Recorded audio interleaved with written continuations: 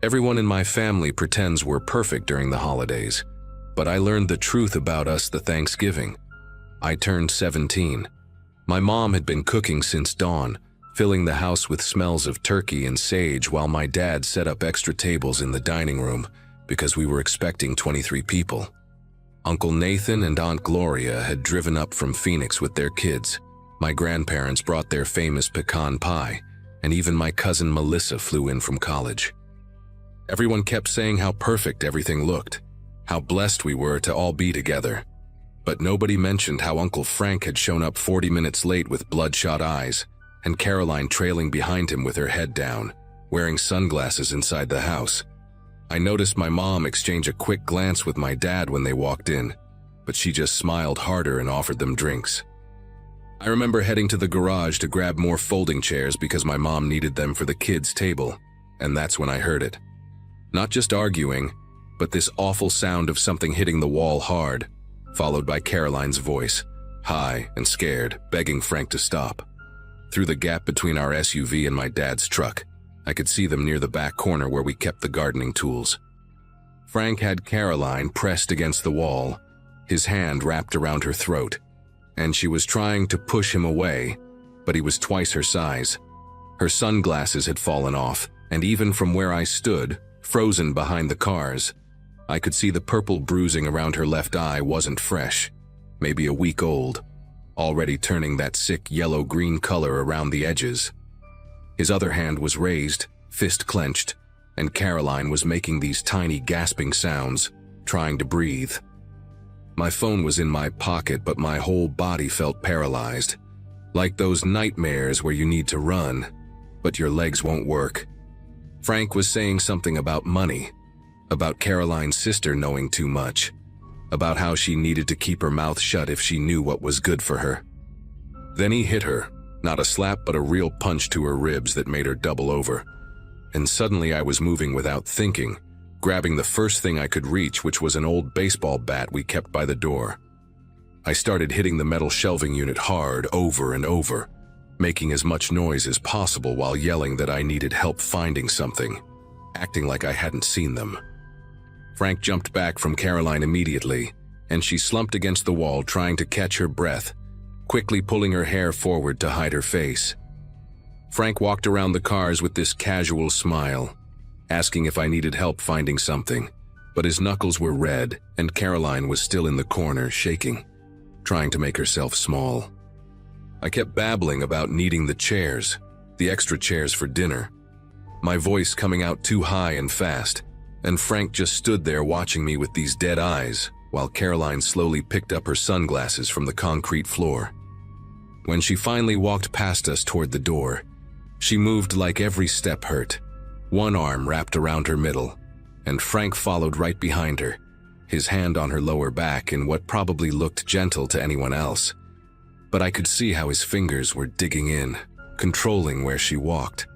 I carried 3 folding chairs inside, my arms shaking so bad I nearly dropped them twice, and found my mom arranging appetizers on the good china.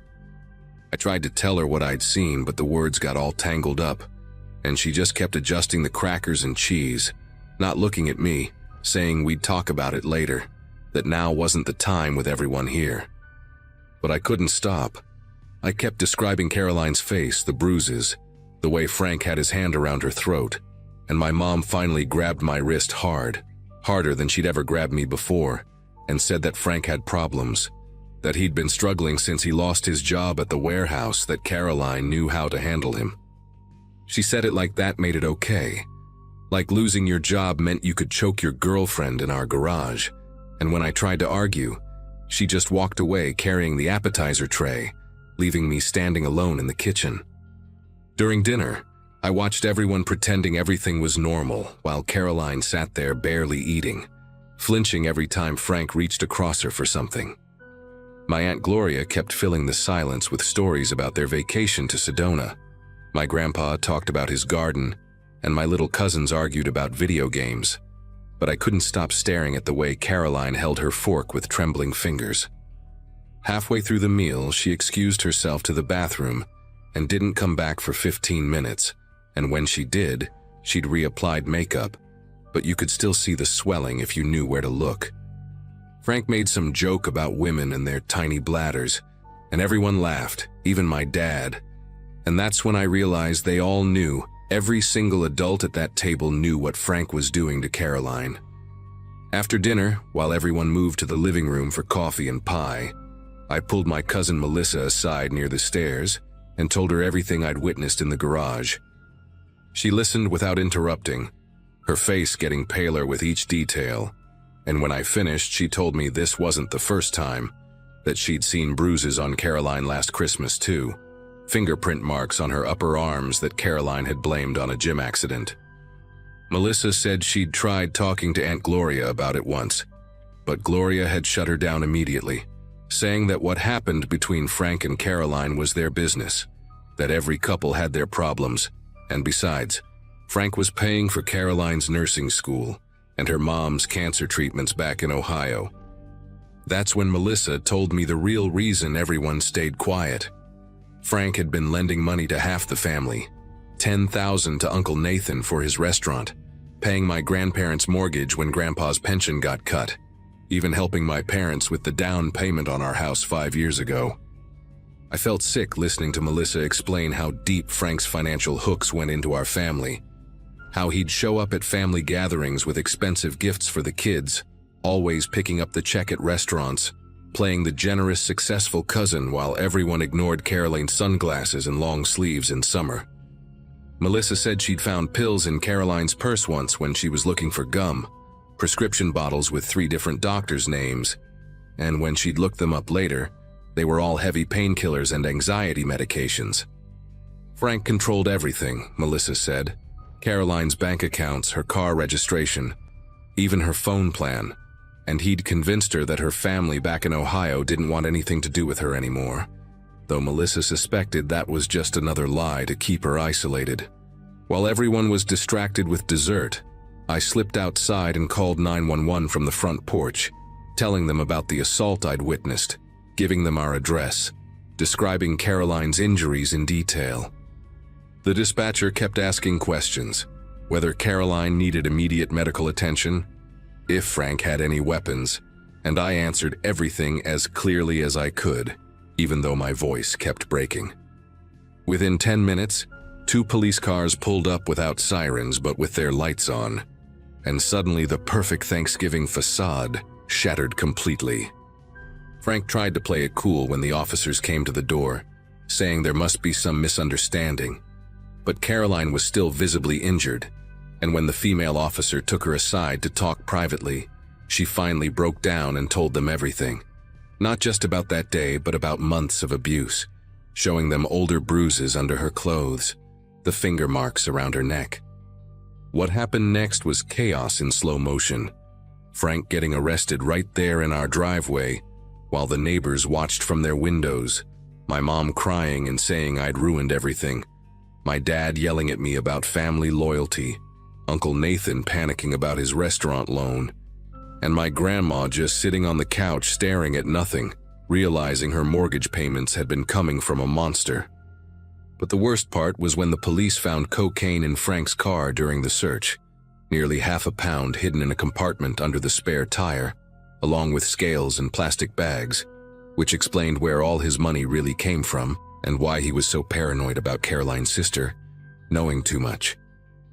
Suddenly his generosity looked different, like he'd been using our family to launder drug money, and everyone who'd taken his cash was potentially implicated in something much bigger than just staying quiet about domestic violence. The investigation that followed tore our family apart in ways we're still dealing with 8 years later. Uncle Nathan had to sell his restaurant when the feds froze the accounts connected to Frank's money.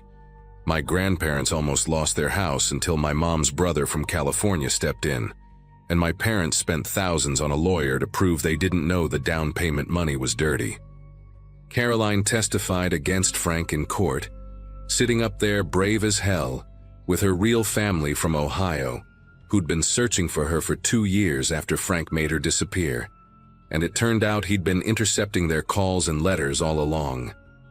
She told the jury about the beatings, the forced pills to keep her compliant, the threats against her family if she ever tried to leave, and Frank got 25 years not just for the drugs, but for the domestic violence, kidnapping, and fraud charges they piled on. My family doesn't do big holiday gatherings anymore. We split into smaller groups that carefully avoid each other. Some still angry at me for calling the police that night, others grateful but too ashamed to say it out loud. Caroline sent me a message last year with a photo from her wedding, to a man who treats her right, standing there in a white dress with her sister as maid of honor, finally free and healing. She thanked me for being brave when all the adults were cowards, for doing what nobody else would do, even though it cost me my relationship with half my family. Sometimes I drive past our old house, sold now to help pay the legal bills, and I remember that Thanksgiving when I was 17 and learned that keeping the peace sometimes means enabling monsters, that family loyalty shouldn't come at the price of someone's safety, and that doing the right thing can destroy everything you know, but still be worth it in the end.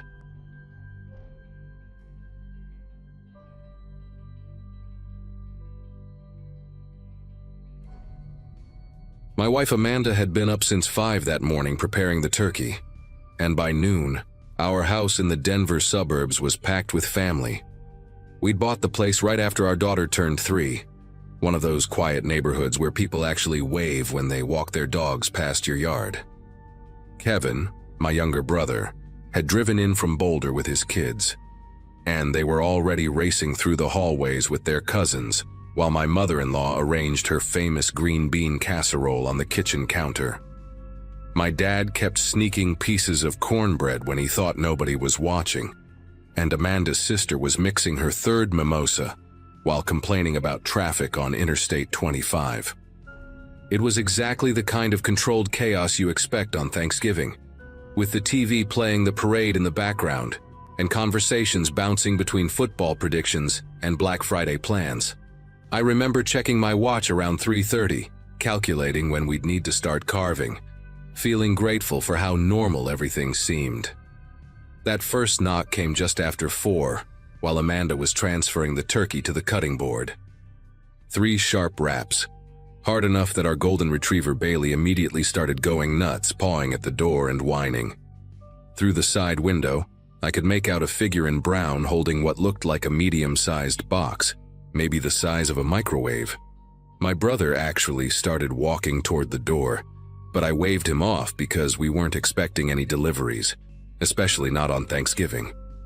The knocking came again, louder this time, and a man's voice called out about needing a signature for an urgent package. Amanda caught my eye from the kitchen, shaking her head because she'd been tracking all her online orders and everything had already arrived. When I moved closer to peek through the peephole, I noticed the guy's uniform looked strange, like the color was slightly wrong for UPS and there were no visible logos or badges where they should have been. I called out through the door that we weren't expecting anything and he could leave it on the porch. His response made everyone in the living room go silent. He said he couldn't do that it required an adult signature, and then he added something that made 0 sense. He said he knew we were home because he could smell the turkey cooking. Kevin and I exchanged glances, and my dad actually stood up from his recliner, which took effort considering how much he'd already eaten. The man knocked again, this time using what sounded like the side of his fist, making the whole door frame rattle. Bailey was practically losing her mind now, growling in a way I'd never heard from her before. The guy's voice changed too, dropping the fake friendly delivery driver tone and becoming more insistent, almost angry, saying he'd been waiting out here for 20 minutes already and needed to get this done. Amanda grabbed her phone and started recording through the kitchen window that had a view of the front porch. The man must have heard her moving around because he suddenly stepped back from the door and turned toward the window. That's when we got our first real look at his face, and I'll never forget it. He had these pale gray eyes that didn't blink enough, and this scar that ran from his left ear down to his jaw, thick and ropey like it had been sewn up wrong. His hair was cut super short, almost military style, but grown out just enough to look unkempt. He smiled at Amanda through the window, but it was all teeth, no warmth behind it. He held up the package toward her and mouthed something we couldn't make out. My mother-in-law whispered that we should call the police, but my dad, always the tough guy, said we were overreacting about some delivery driver having a bad day. Then the guy did something that changed everything. He set the package down on our porch, pulled out his phone, and started taking pictures of our house. Not just the front door, but walking around getting angles of the windows, the garage, even crouching down to photograph our basement window wells. Kevin immediately dialed 911 while I ran upstairs to check on the kids, telling them to stay in the bedroom and keep playing their games.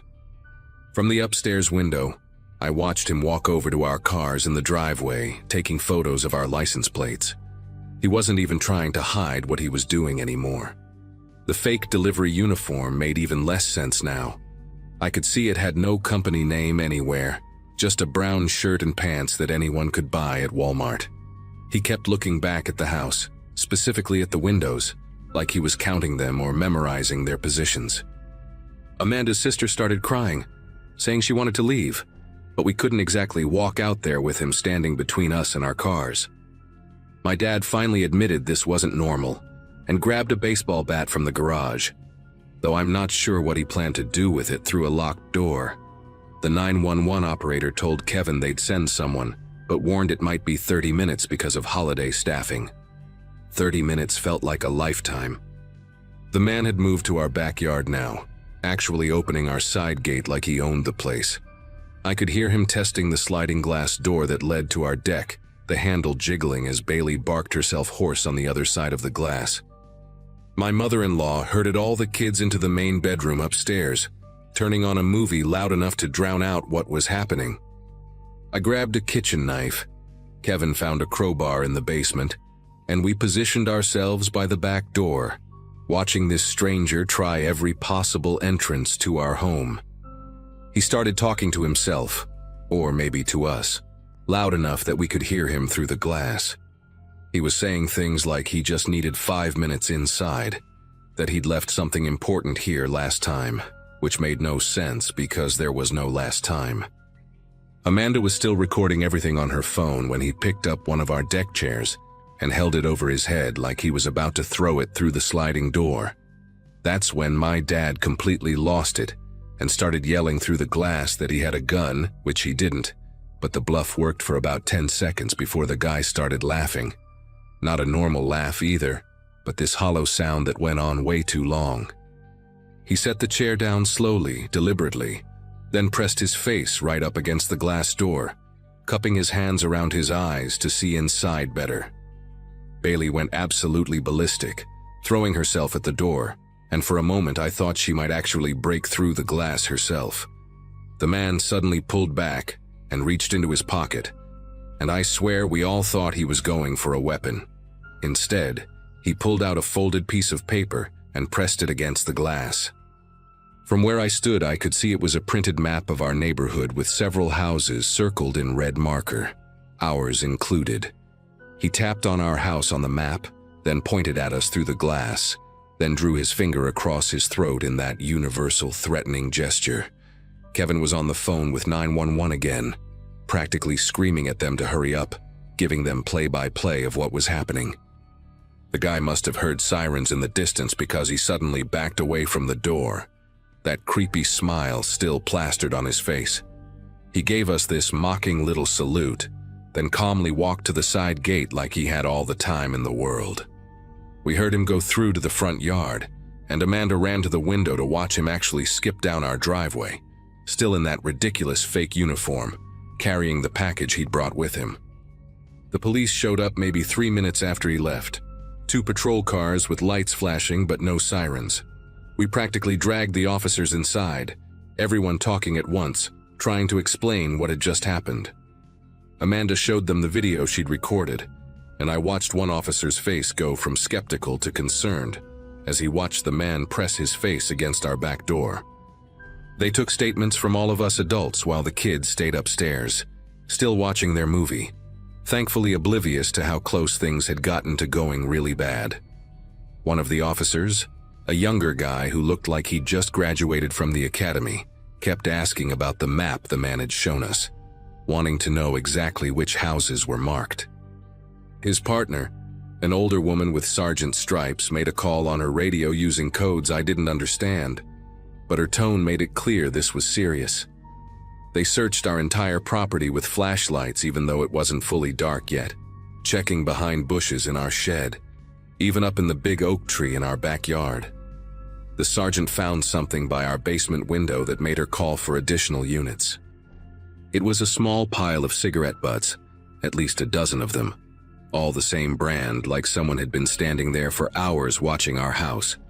She bagged them as evidence and asked if any of us smoked, which none of us did. That's when she told us something that made everyone go quiet. There had been 3 home invasions in Denver in the past month, all using the same method. A man in a delivery uniform showing up at family gatherings, holidays, or birthday parties when houses were full of people and potentially chaotic. The suspect had been released on parole just 6 weeks ago, after serving 5 years for aggravated assault and attempted kidnapping. The sergeant showed us a photo on her phone, asking if this was the man who'd been at our house. It was him, no question about it. Same scar, same dead eyes, same unsettling smile even in his mugshot. His name was Douglas Brennan, and he'd been staying at a halfway house about 10 miles from our neighborhood. She explained that he'd cut off his ankle monitor 2 days before Thanksgiving and disappeared. What really got me was when she mentioned that, in his previous crimes, he'd always studied his targets for days, sometimes weeks, learning their routines, figuring out when they'd be most vulnerable. Those cigarette butts by our basement window meant he'd probably been watching us long before Thanksgiving, maybe saw us bringing in groceries for the big meal, counting how many people would be there. The other marked houses on his map were all families in our area, who'd posted about holiday plans on social media, or had mentioned gatherings to neighbors who might have talked too freely. They caught Douglas Brennan 3 days later trying the same fake delivery routine at a house in Littleton, where a family was hosting a birthday party for their 10-year-old. This time someone had seen the police alerts and recognized him immediately, calling 911 before even answering the door. He tried to run but didn't make it 2 blocks before they got him. Amanda and I had to testify at his trial 6 months later, playing her video for the jury, describing every detail of that Thanksgiving afternoon.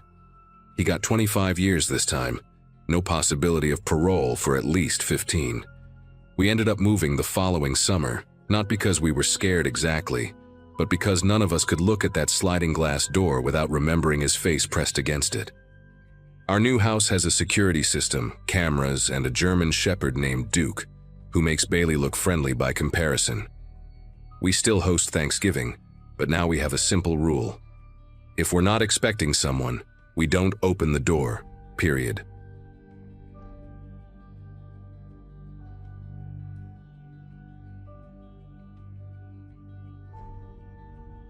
Grace was fiddling with the radio again, trying to find something other than static as we drove through eastern Washington that Wednesday before Thanksgiving. 13 years old and already acting like she owned the car, while her brother Sam kept kicking the back of my seat every time he reached for his bag of chips on the floor. Laura sat next to me, scrolling through her phone for any rest stops ahead, occasionally reaching back to separate the kids when their bickering got too loud. We'd been driving for about 4 hours since leaving Portland, making our annual trek to visit my sister up in Montana, and everyone was getting that restless feeling you get on long drives when the scenery starts blending together into endless stretches of brown fields and distant mountains. After graduating college in 2010, I'd made this same drive dozens of times, first alone, then with Laura after we got married, and now with 2 kids who treated the 8-hour journey like some kind of endurance test designed specifically to torture them. When the gas gauge hit a quarter tank, I started scanning for the next exit, finally spotting a faded Chevron sign rising above the sparse trees maybe a mile ahead. It was one of those isolated stations that seemed to exist solely for travelers, sitting at the edge of a town so small it probably didn't even have its own post office, just a cluster of weathered buildings and a single main road that the interstate had long since bypassed. Laura unbuckled as we pulled up to the pump, saying she'd take the kids inside for a bathroom break and to stock up on drinks, and I watched them pile out of the car, Sam racing ahead, while Grace walked with that exaggerated slowness teenagers perfect when they want everyone to know they're above such childish enthusiasm. Through the grimy glass doors, I could see them dispersing through the narrow aisles, Laura heading straight for the restrooms in back, while the kids gravitated toward the candy and chips. And that's when this man in a dark green jacket caught my attention. Not because he was doing anything particularly strange, just standing there by the energy drinks, but something about how he shifted his position when my family walked past made me keep watching. He was maybe 40-something, with one of those scraggly beards that looked more like neglect than style, wearing work boots that had seen better days and jeans with actual dirt on them, not the fashionable kind. What bothered me wasn't his appearance, though. It was how he kept pretending to read the labels on energy drink cans, while clearly tracking my family's movement through the store. Every time Sam moved to a different shelf, the guy would grab another can, angling his body to keep them in view. And when Grace wandered toward the ice cream freezer, he suddenly needed something from that exact direction. I finished pumping gas and headed inside, partly because I wanted a coffee for the road, but mostly because something about this guy's behavior was setting off every protective instinct I had. The little bell above the door chimed as I walked in, and he immediately turned his back to me, suddenly very interested in a rack of beef jerky near the register.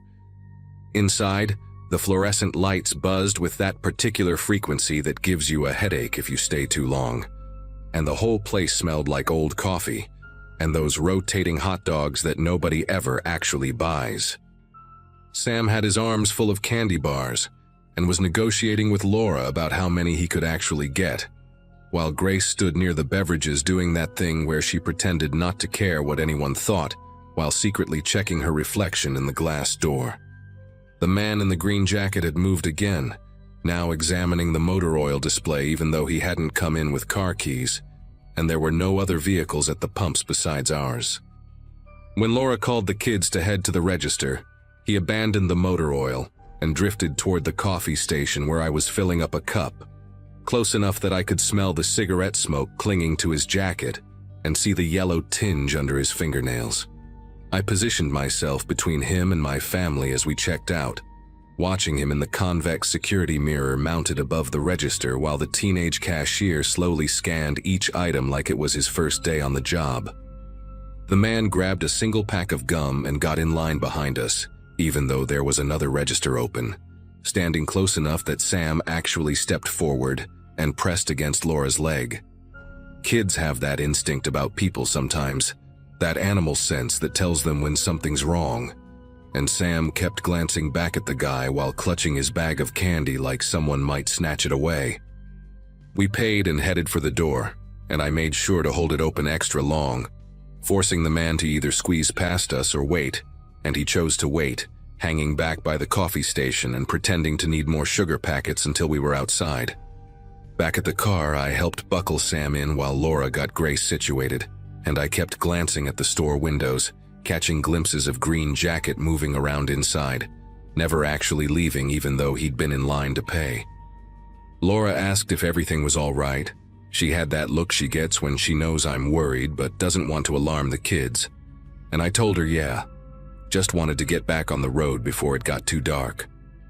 We pulled out of the station and merged back onto the interstate, and I felt myself relax a little as we picked up speed, telling myself I was being paranoid, that the guy was just some local weirdo who didn't see many travelers come through. About 20 minutes later, Sam said he had to pee already, which was typical Sam, but when I glanced in the rear view to tell him he'd have to wait, I saw it. A beat-up white pickup truck about 3 cars behind us, and even from that distance, I could make out the shape of a dark jacket behind the wheel. At first I tried to rationalize it. White pickups are everywhere in this part of the country, practically the official vehicle of rural Washington, but I started doing little tests, speeding up to 75, then dropping down to 60, changing lanes unnecessarily.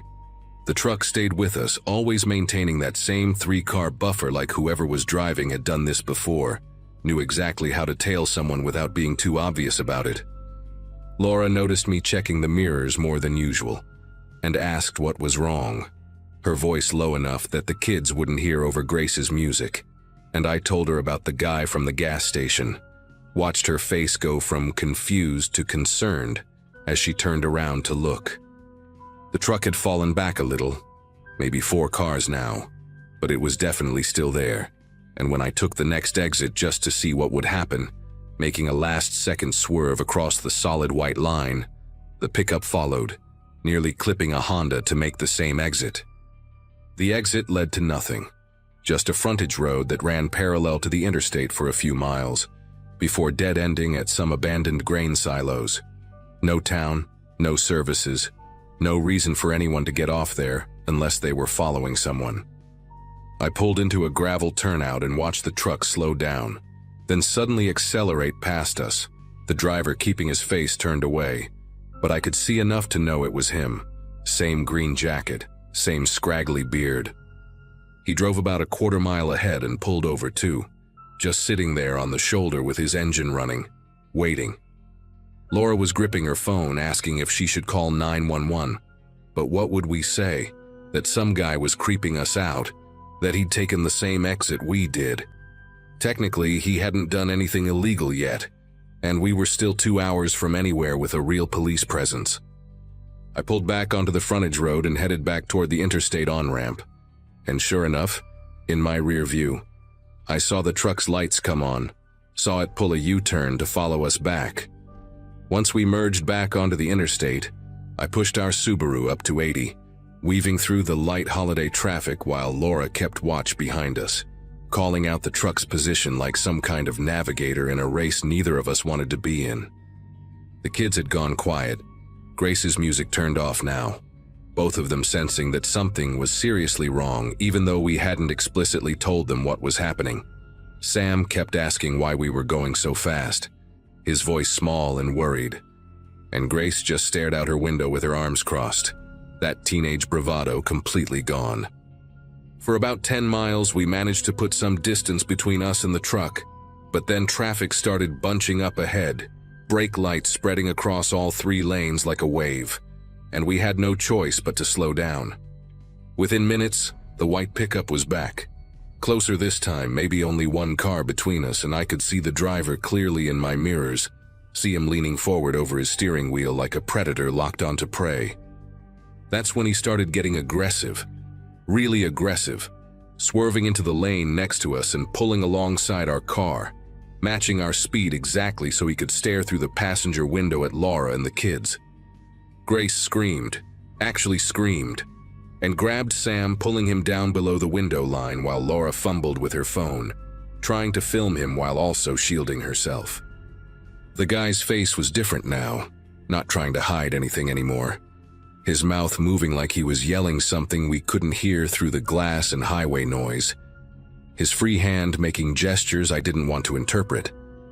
I slammed on the brakes, dropping back suddenly, and he shot ahead, but immediately slowed down too, boxing us in behind a semi-truck, not letting me change lanes, playing this sick game of automotive chess at 70 miles per hour. Every time I tried to get around him, he'd swerve to block me, and when I'd fall back, he'd slow down too, keeping us trapped. And I realized with absolute clarity that this wasn't random. This guy had picked us, specifically us. Back at that gas station, had seen a family traveling alone on a holiday and decided we were exactly what he was looking for. Laura was on the phone with 911 now, her voice shaking as she tried to explain our situation, reading off mile markers as we passed them. But the dispatcher kept asking for a license plate number, and Laura couldn't see it clearly from her angle, the truck positioned just right to hide it. I managed to break free for a second, gunning it around a minivan in the right lane, but the pickup immediately accelerated too, cutting off the minivan so aggressively that it swerved onto the shoulder, horn blaring. That's when I saw the sign for a rest area coming up in 2 miles. One of those big ones with multiple buildings and usually a state patrol presence, and I knew that was our only chance. I told Laura to tell the dispatcher we'd be at the Sprague Lake rest area in 2 minutes, to please have someone meet us there, and she repeated it twice, 3 times, making sure they understood. The guy must have seen the sign too because suddenly he rammed us, actually rammed the back corner of our car. Not hard enough to spin us out, but enough to make the whole vehicle lurch sideways. Enough to make Sam start crying and Grace scream again. The next 2 miles felt like 20, him hitting us twice more. Each impact sending my heart into my throat as I fought to keep control of the car, the kids sobbing in the back seat while Laura kept the dispatcher on the line, describing everything that was happening in real time. When the rest area exit finally appeared, I didn't signal, didn't slow down until the last possible second, then yanked the wheel hard to the right, tires screaming as we barely made the off-ramp. The pickup tried to follow but was going too fast, shooting past the exit, and I saw his brake lights flare as he locked up his wheels, skidding along the shoulder. We flew into the rest area parking lot, and I headed straight for the most crowded section, pulling right up to the main building where dozens of people were milling around. Families stretching their legs, truck drivers checking their phones, witnesses everywhere. I threw the car in park and told everyone to stay inside, doors locked. While I got out and stood where I could see the entrance, waiting to see if that white truck would appear, my whole body shaking with adrenaline and rage and fear all mixed together. 5 minutes passed, then 10, and no white pickup, but 2 state patrol cars came screaming into the rest area, lights flashing, pulling up on either side of our car like they were creating a protective barrier. One of the troopers, a woman with short gray hair and the kind of calm demeanor that made you feel instantly safer, took Laura's statement while her partner, a younger guy built like a linebacker, walked around our Subaru taking pictures of the damage, 3 distinct dents in the rear bumper and quarter panel where he'd hit us. They told us they'd already put out a bolo for the white pickup, had units watching the interstate in both directions, and about 20 minutes later the female trooper got a call on her radio, listened for a moment, then told us they'd got him. Pulled him over about 15 miles up the road, found meth in his truck along with zip ties, a knife and a notebook with license plates and descriptions of different vehicles, all family cars, all with out-of-state plates, pages and pages of them dating back months. The trooper said we'd need to file a full report, maybe testify if it went to trial, but that we were safe now, that this guy wouldn't be following anyone else for a very long time. Turns out he'd been involved in 3 attempted carjackings just that week, all targeting families traveling for the holiday, using the same pattern: follow them from gas stations, intimidate them on the highway, try to force them off the road in isolated spots. We were lucky we'd made it to the rest area. Lucky the dispatcher had taken Laura seriously. Lucky in ways that still make me sick to think about when I imagine what could have happened if we'd broken down, or if he'd succeeded in forcing us off the road somewhere remote. We spent another hour at the rest area, giving statements, calming the kids down, calling my sister to explain why we'd be late, then finally got back on the road with a state patrol escort for the first 50 miles, the trooper following us until we crossed into Idaho. The rest of the drive to Montana was quiet, nobody wanting music, nobody asking for snacks, just 4 people processing what had happened, grateful to be together, grateful to be safe, grateful that sometimes the monsters who pick you don't get to keep you.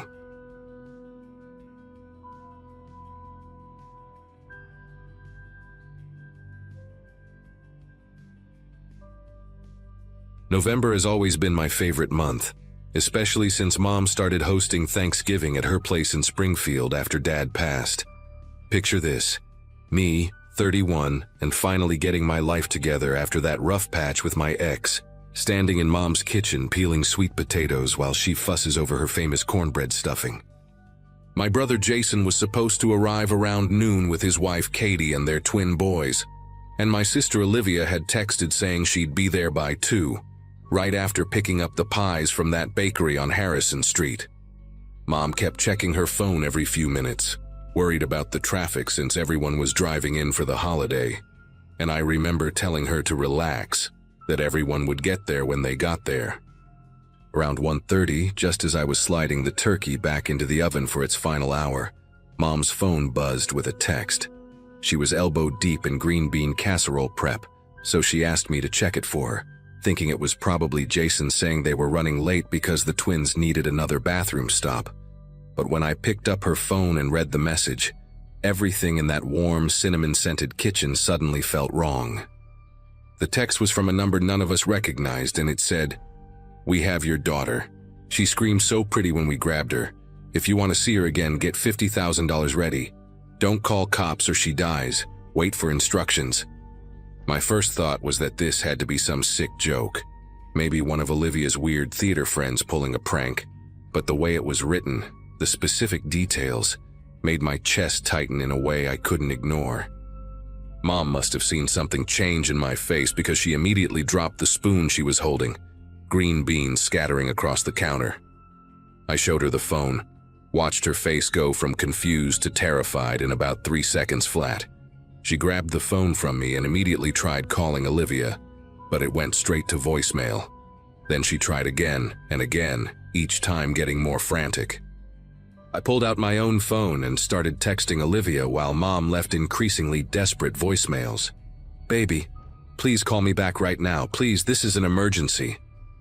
Jason and Katie walked in right then with the twins, all loud and cheerful, carrying grocery bags full of wine and that special cranberry sauce Katie always brings, and they stopped dead when they saw us. I explained the situation while Mom kept trying Olivia's phone, and Jason's first reaction was to Google the number that sent the text. Turns out, there had been a bunch of these scams going around that month, especially targeting older people around the holidays. Scammers would text claiming they had kidnapped someone, banking on the panic to make people wire money before they could think straight or verify anything. Jason showed us article after article about it, cases from all over the state, and for a minute we all breathed a little easier. Katie even laughed nervously and said her mom had gotten a similar text the week before about her brother, who was sitting right next to her when it came through. But then Mom pointed out something that made us all go quiet. Olivia really wasn't answering her phone, and she was supposed to have been here 30 minutes ago. Jason tried to stay logical about it, said maybe her phone died, maybe she got stuck in traffic, maybe she forgot to charge it like she always does. But I could see him checking his own phone every few seconds, refreshing her social media to see if she'd posted anything. The bakery was only 20 minutes away, and even with holiday traffic, she should have been here by now. Mom wanted to call the police right then, but Jason kept saying we should wait, that if it really was just a scam and Olivia walked through the door any minute, we'd feel stupid for panicking.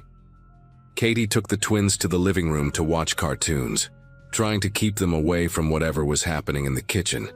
I remember the turkey timer going off right then, this cheerful little ding that seemed completely wrong for the moment, and none of us moved to check it. That's when Mom's phone buzzed again, same unknown number. This time it was a photo, and when Mom opened it, she actually gasped and dropped the phone on the floor. Jason snatched it up before I could see, but his face went completely white. He turned the screen toward me, and there was Olivia's car, that distinctive rust-colored sedan with the dent in the passenger door from when she backed into a mailbox last year. The photo was taken from inside another vehicle, through a window speckled with rain, and you could see Olivia's car pulled over on what looked like a service road, driver's door hanging open. No sign of Olivia herself, just that open door like a mouth screaming. The text under the photo said, "TikTok $50,000 1 hour. Next photo won't be of her car." Mom started crying then, these horrible choking sobs, and I felt like the floor was tilting under my feet. Jason called 911 while I held Mom, trying to keep her from completely falling apart. The dispatcher was surprisingly calm, said they'd been getting calls like this all week, that it was definitely a scam ring operating out of state. She told us officers would come to take a report, but she also said we should try to reach Olivia through other means, check with her friends, her work, anywhere she might have stopped. I started making calls while Jason talked to the police, my fingers fumbling with the phone, calling her roommate Bethany, her boyfriend Connor, even her manager at the restaurant where she worked weekends. Nobody had heard from her since that morning when she left to pick up the pies. Connor said she'd seemed totally normal, excited about the dinner, had even shown him a picture of the chocolate cream pie she'd ordered specially for me because she knew it was my favorite. The police showed up faster than I expected, 2 officers who looked like they'd rather be anywhere else on Thanksgiving. The older one, Officer Ramirez, took one look at the texts and the photo and immediately said it matched the pattern they'd been seeing. He explained that the scammers usually grabbed photos from social media or even took random photos of similar cars to make their threats seem real.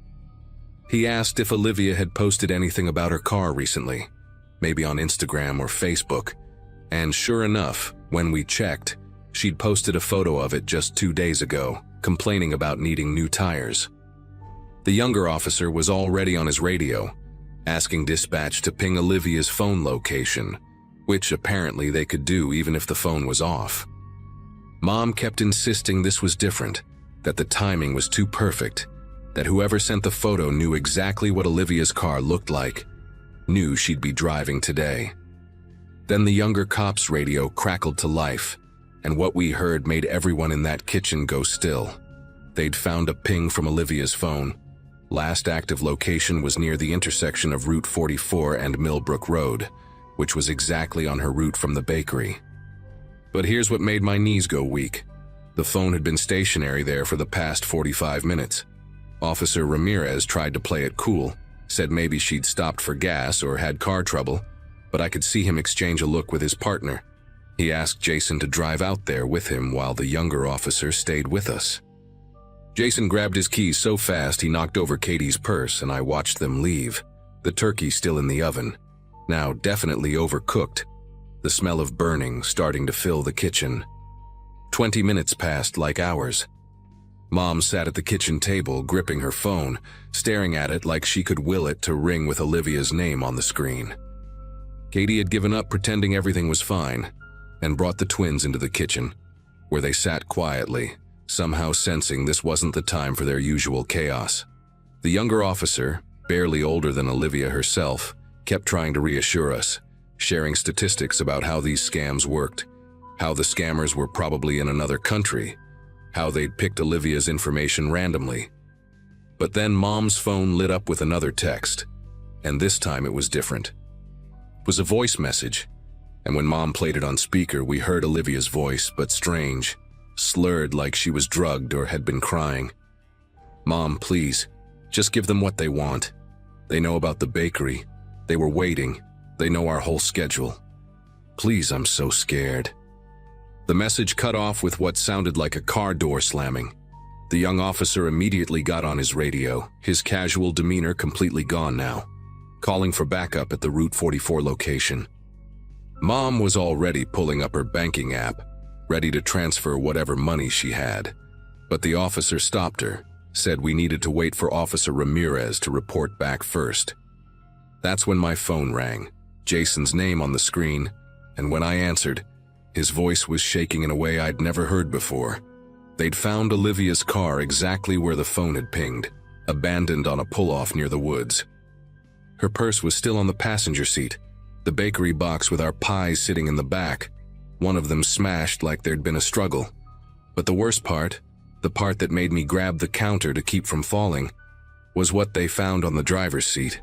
A printed photo of our whole family from last Thanksgiving, the one Mom had posted on Facebook, with Olivia's face circled in red marker. Jason said they were treating it as a real kidnapping now, that state police were on the way, that they were going to trace the calls and do everything possible. The younger officer was already helping Mom set up the money transfer, saying they'd track it, use it to find whoever had Olivia. But something kept nagging at me, this detail I couldn't quite place. Then it hit me. In the voice message, Olivia had said, "They know our whole schedule, but I'd never told anyone except family what time she was picking up the pies." I mentioned this to the officer, and his face changed. He asked if we had any family members who might have gambling debts, drug problems, anyone who might have given information to the wrong people. That's when Katie, who'd been silent this whole time, spoke up. She said Connor, Olivia's boyfriend, had been acting strange lately, that Olivia had mentioned he'd been asking a lot of questions about our family, about Mom's retirement savings, about the house. She said Olivia was planning to break up with him after Thanksgiving.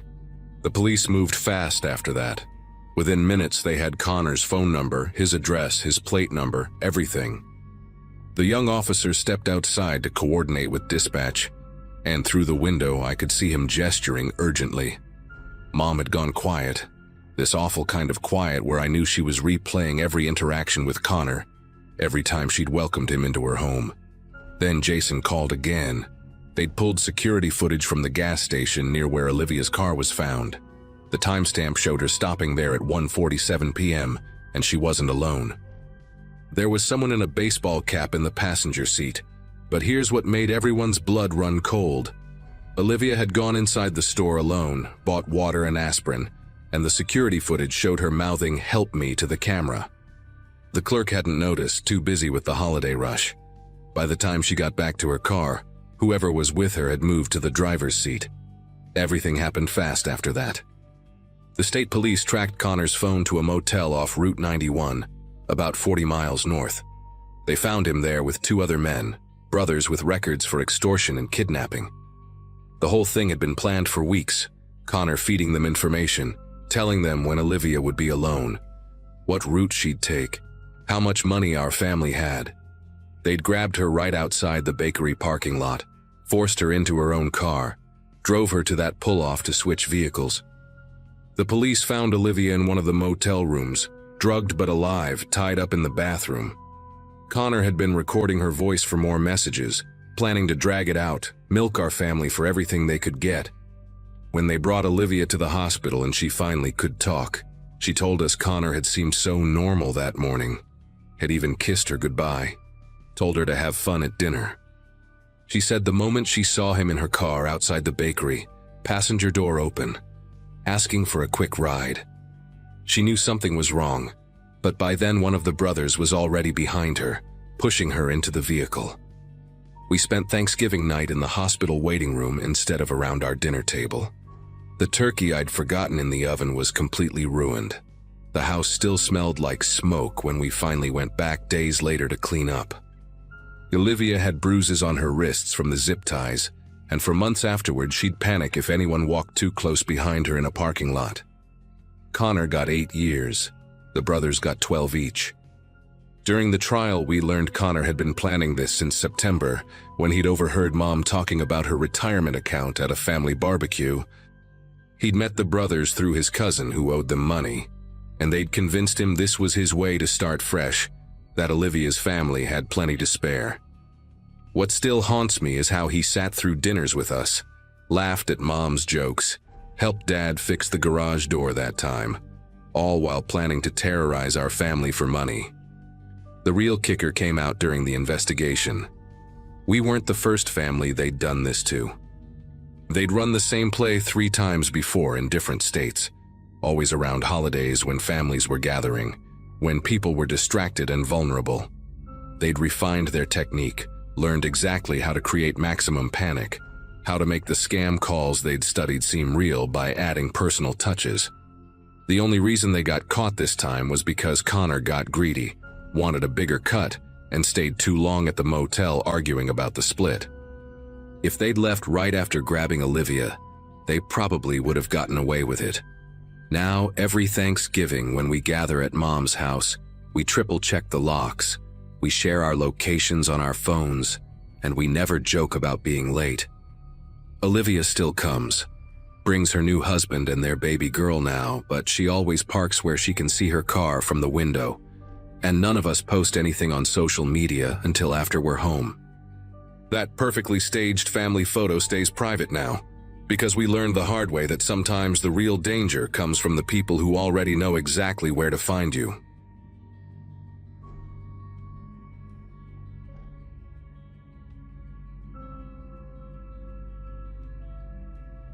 Hosting Thanksgiving dinner wasn't something I ever planned on doing.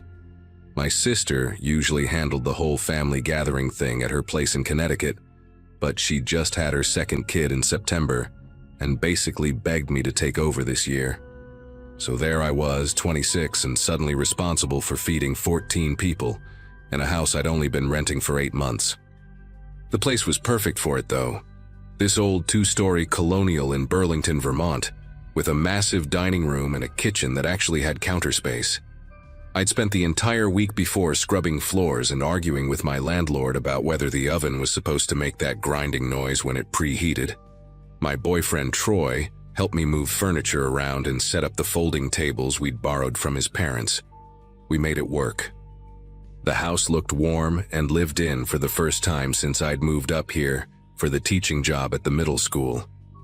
Wednesday night before Thanksgiving, I was in the backyard trying to figure out if I had enough propane in the tank for the portable heater we wanted to use on the back porch. It was cold as hell, maybe 20 degrees, and there was this crusty layer of snow from a storm the previous weekend that hadn't fully melted. The sun was already going down around 4:30 because Vermont in November is basically nighttime all day long. I was crouched down by the heater, trying to read the gauge in the dim light from the porch, when I noticed these prints in the snow leading from the back fence line straight up to the basement windows. They weren't animal tracks. They were boot prints, pretty large ones, and they came right up to the two small windows that looked into our unfinished basement. The prints stopped there, directly in front of the glass like someone had stood there for a while. Then they continued along the foundation of the house toward the side yard where our trash bins were kept. My first thought was that maybe it was Troy, that he'd come around back to check something while I was inside earlier. But Troy wore size 11 sneakers, and these prints were bigger, more like a size 13 or 14 work boot, with a really distinct tread pattern. I could see the deep ridges even in the half-frozen snow. I stood there staring at them, my breath making clouds in the cold air, and tried to think of a rational explanation. Maybe the landlord had sent someone to check the furnace exhaust vent or the gas meter. Maybe it was the neighbor's teenage son cutting through our yard. Except the furnace vent was on the other side of the house, the gas meter was out front, and the prints came from the back fence, not from either neighboring property. They came from the wooded area behind our house where there was nothing except bare trees and the old railroad bed that hadn't been used in decades.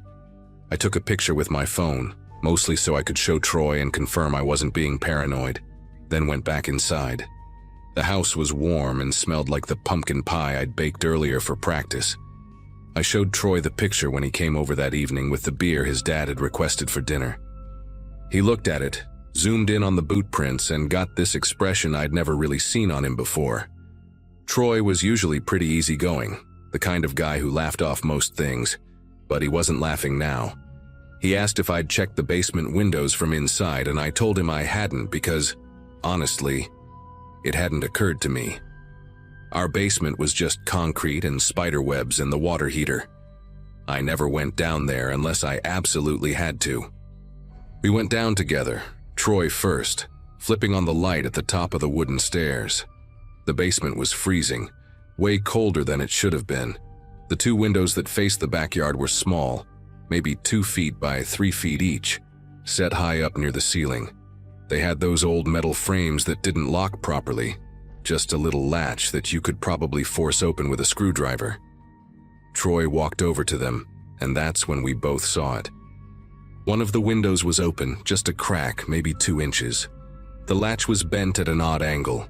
Troy closed it immediately and forced the latch back into place as much as he could, but the metal was warped and it wouldn't hold right. He asked if I had anything we could use to secure it, and I ran upstairs to grab the toolbox from the hall closet. We ended up jamming a wooden dowel rod into the window frame to keep it from opening, which felt incredibly flimsy, but was better than nothing. The whole time we were doing this, I kept thinking about the fact that someone had been standing outside my house, looking into my basement, trying to get inside. Troy said we should call the police and file a report, but it was almost 8 at night on the day before Thanksgiving, and I just wanted to believe it was some random thing. Maybe kids messing around or someone who got confused about which house was theirs. That sounds stupid now, but in the moment I was more focused on the fact that my entire family was showing up in less than 24 hours, and I hadn't even started brining the turkey yet. Troy made me promise to at least mention it to the landlord, which I agreed to, and then we went back upstairs and tried to pretend everything was normal. Thanksgiving Day was chaos from the moment I woke up. My parents arrived first around 10 in the morning with my grandmother, who immediately criticized the way I'd arranged the dining room chairs. Then my sister showed up with her husband and their 2 kids, the baby screaming the second they walked through the door. Troy's parents came around noon with enough side dishes to feed 20 people, and my aunt and uncle rolled in an hour later with my 3 cousins, who were all under 12 and immediately started tearing through the house like wild animals. By 2 in the afternoon, the kitchen was a disaster of mixing bowls and turkey drippings, and someone had already spilled red wine on the hallway rug. I barely had time to think about the basement window. The house was loud and bright and full of people, exactly what Thanksgiving is supposed to be. We ate around 4, and it actually turned out pretty well despite my anxiety about the whole thing. The turkey wasn't dry, the mashed potatoes were creamy, and even my grandmother said the stuffing was decent, which from her was basically a standing ovation. Around 6:30, right when we were clearing plates and my sister was cutting into the pies, every light in the house went out. Just dropped us straight into darkness. The kids started screaming immediately, and my grandmother made this startled noise that would have been funny under different circumstances. My dad said it was probably a breaker and headed toward the basement with his phone flashlight, but I stopped him. I told him I'd go check it because I knew where the panel was, which was technically true, but really I just didn't want him going down there after what Troy and I had found. Troy came with me and we took the stairs slowly, our phone lights bouncing off the concrete walls. The breaker panel was on the far wall, and when we got to it, every single switch was still in the on position. Nothing had tripped. Troy flipped the main breaker off and then back on anyway, just to see, but nothing happened. The house stayed dark. That's when I noticed the smell. It wasn't the usual basement mustiness. It was cold air, fresh and sharp, like when you open a door in winter. We both turned at the same time toward those basement windows. The dowel rod we jammed into the frame was on the floor, just lying there on the concrete. The window was wide open, pushed up as far as it would go, and freezing air was pouring in. Troy grabbed my arm hard enough that it hurt and pulled me back toward the stairs. He didn't say anything, didn't need to. We went up fast and I shut the basement door behind us, which had one of those old keyed locks that I'd never used before. My hands were shaking so bad I could barely get the key in, but I managed it and locked the door. Everyone was still in the dining room, my dad trying to use his phone to figure out if it was a neighborhood-wide outage, my mom lighting candles she'd found in the kitchen drawer. I pulled Troy into the hallway and whispered that we needed to call the police right now. He was already dialing. The police took about 15 minutes to arrive, which felt like hours. In that time, I had to explain to my confused family why we'd locked the basement door, and why I looked like I was about to pass out. My dad wanted to go down there himself with a flashlight and investigate, very typical dad behavior. But Troy physically stood in front of the door and told him that wasn't happening until the cops got there. My sister was trying to keep the kids calm and away from the windows, and my mom kept asking if someone was in the house, if we were safe, should we all leave right now. I didn't have good answers. All I knew was that window had been closed and secured when we went upstairs, and now it was wide open. 2 officers showed up, a man and a woman, both holding those heavy-duty flashlights that lit up the whole front yard when they walked up to the porch. I explained everything quickly while my entire family crowded into the hallway listening. The male officer, his name tag said Officer Huang, asked if anyone had gone outside since the power went out, and I said no. Everyone had stayed inside. They went down to the basement first with their flashlights and weapons drawn, which made the whole thing feel suddenly very real and very dangerous in a way it hadn't before. We all waited at the top of the stairs, nobody talking, just the sound of the officers moving around down there and their radio crackling with static. They were down there for maybe 5 minutes before they came back up. Officer Huang said the basement was clear, nobody was inside, but the window had definitely been tampered with. The frame had fresh scratches on it, and there were muddy prints on the concrete floor right under the window, like someone had hoisted themselves up to look inside, or had started to climb through. The female officer, Officer Brennan, wait, no, that name is on my banned list, Officer Vincent. asked if we'd seen anyone suspicious in the neighborhood recently or if we'd had any problems before. I told her about the footprints I'd found Wednesday night and showed her the picture on my phone. She and Officer Huang exchanged a look that made my stomach turn. Officer Vincent asked if we could step outside to talk, away from the kids, so Troy and I followed them onto the front porch while my parents stayed inside with everyone else.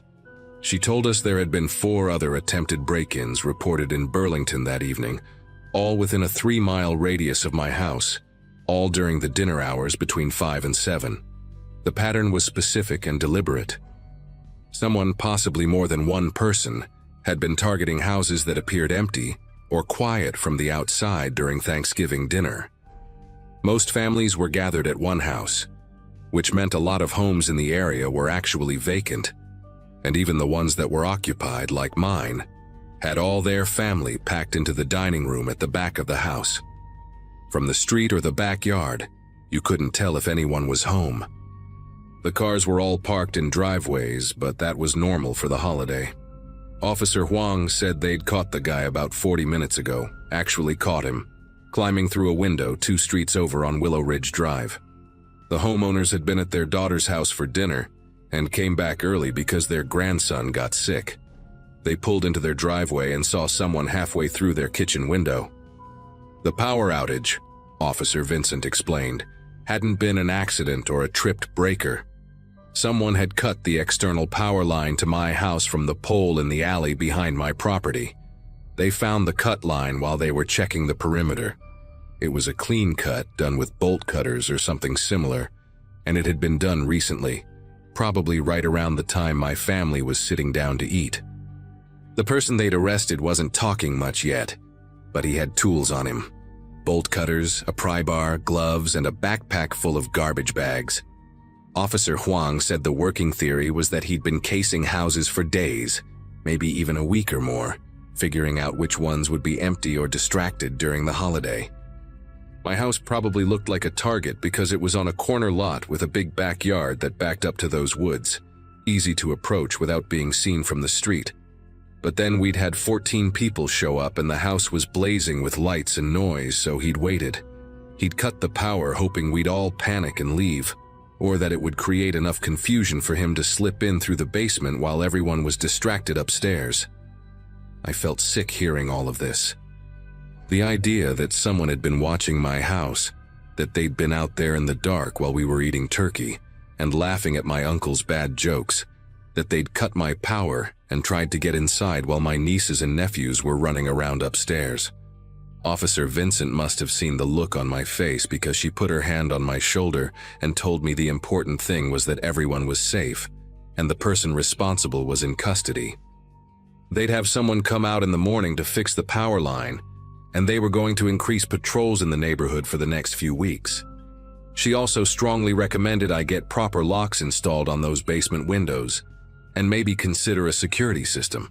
Troy said he'd take care of the locks himself this weekend. And he did. We spent Saturday at the hardware store buying window locks, motion sensor lights for the backyard, and a deadbolt for the basement door. My landlord wasn't thrilled about us installing everything without permission, but when I explained what happened, he backed off pretty quickly. The power company came Friday morning and had us up and running by noon. My family ended up staying an extra day because nobody wanted to leave me alone in the house, which was annoying, but also kind of touching. My sister kept checking all the locks every hour, and my dad insisted on walking the entire perimeter of the property with Troy before they finally left on Saturday afternoon. The whole thing changed how I felt about the house.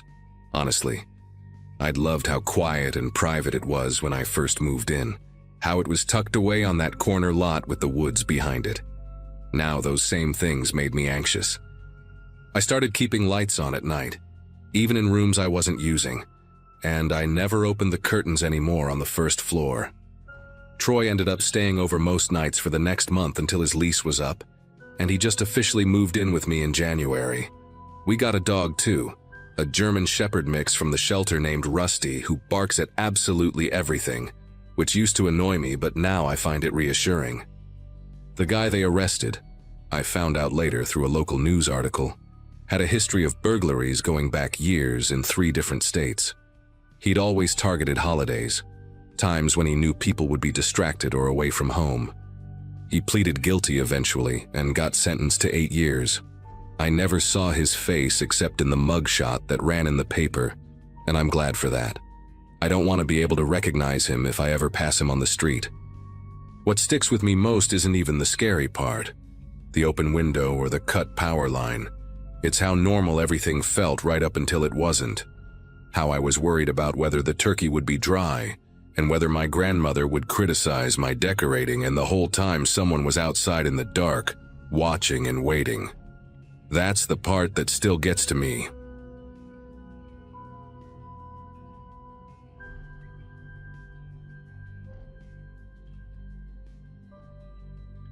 Thanksgiving dinner was already running 2 hours late by the time we finally sat down to eat. My mom's ancient oven had decided to quit halfway through cooking the turkey, and we'd spent most of the afternoon in full panic mode, trying to finish everything on the stovetop and in her little countertop convection thing that she'd bought off some infomercial. But nobody really cared about the delay.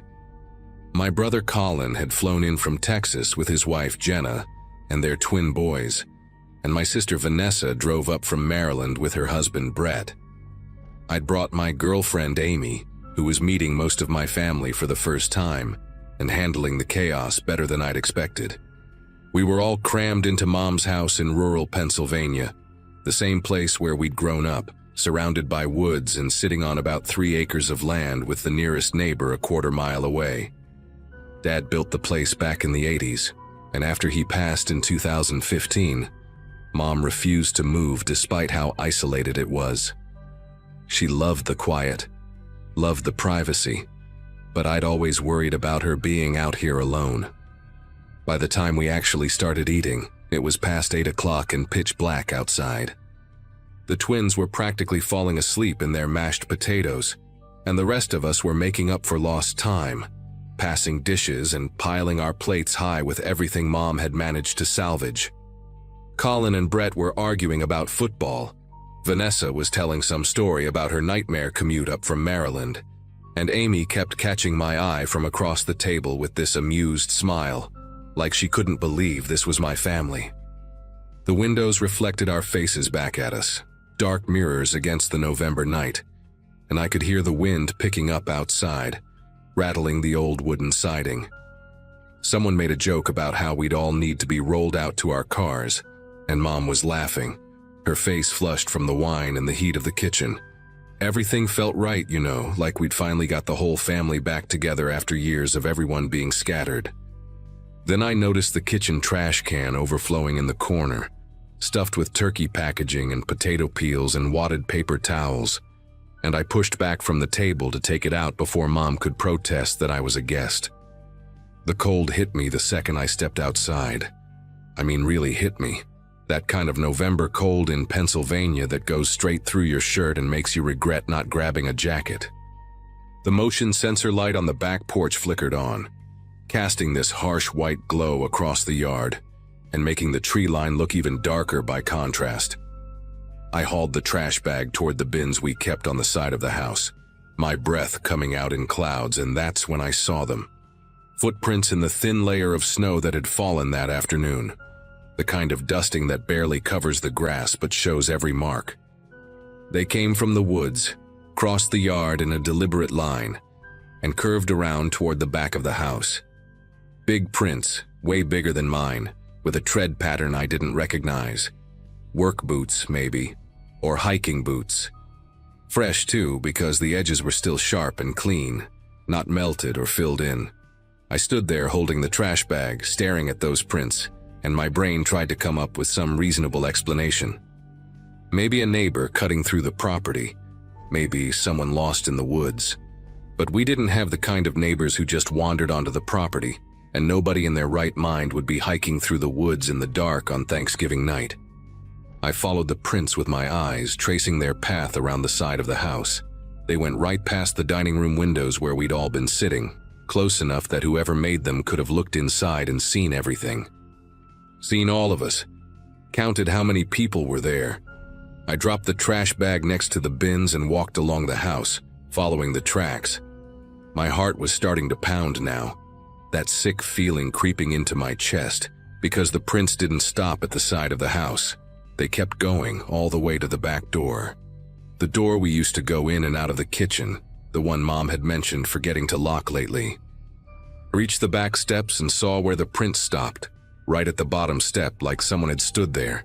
Just stood there and looked at the door. Or maybe tried the handle. I turned and looked back at the tracks leading away, and that's when I realized they only went one direction. Into the yard, around the house, up to the back door. But there were no prints leading away. None. Whoever made those tracks was still here. I practically ran back inside, letting the door slam behind me harder than I meant to. Everyone looked up from their plates, and I must have had some expression on my face because Amy immediately asked if I was okay. I tried to keep my voice steady, tried not to sound like I was losing it, but I told them about the footprints, about how they came from the woods, circled the house, stopped at the back door, and didn't leave.